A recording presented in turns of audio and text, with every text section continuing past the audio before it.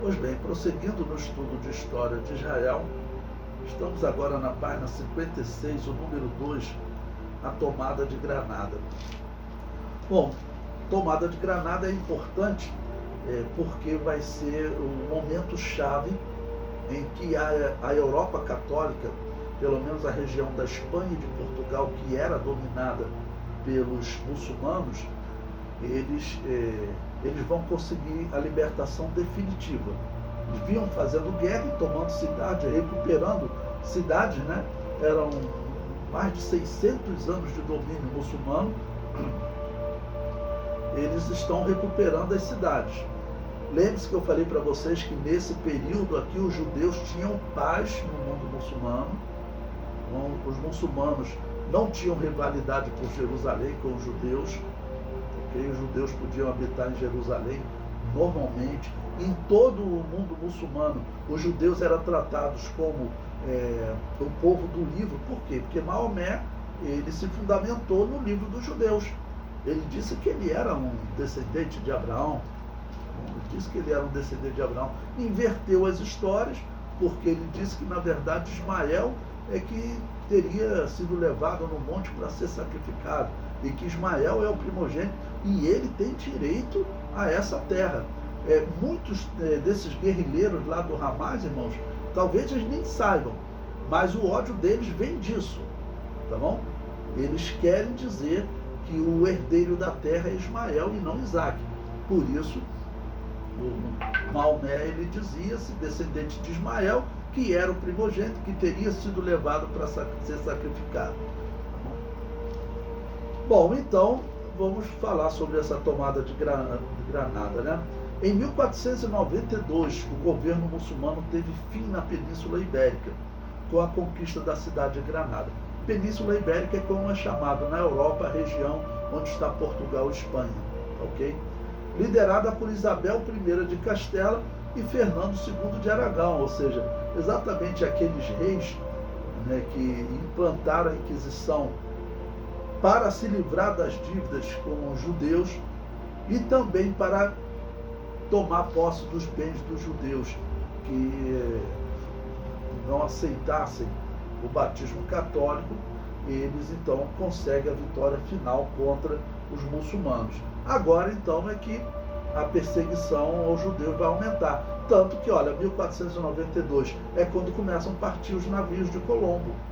Porque os judeus começam a colocar dinheiro. Olha, o mais provável é que Colombo, os judeus, o mais provável é que eles já soubessem da existência dessas terras.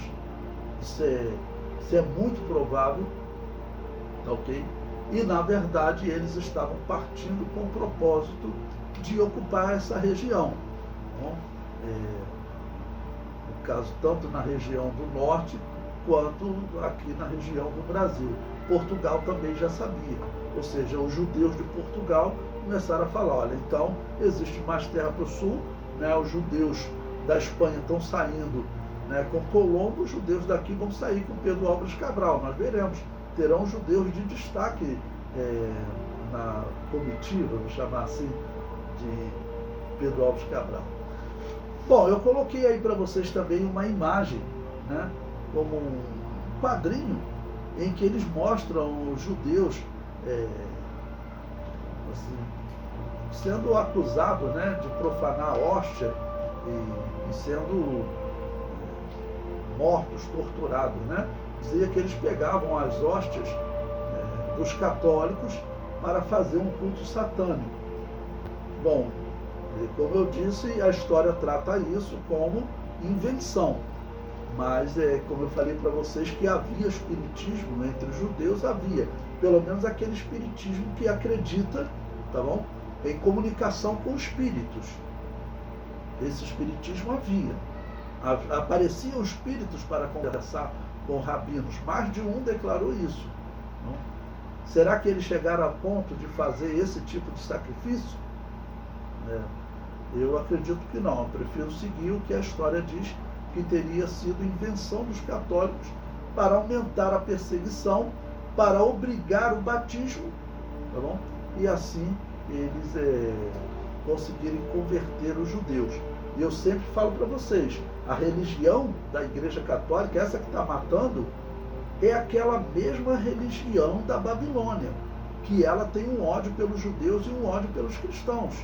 É aquela mesma religião, é ela que está matando os judeus aqui.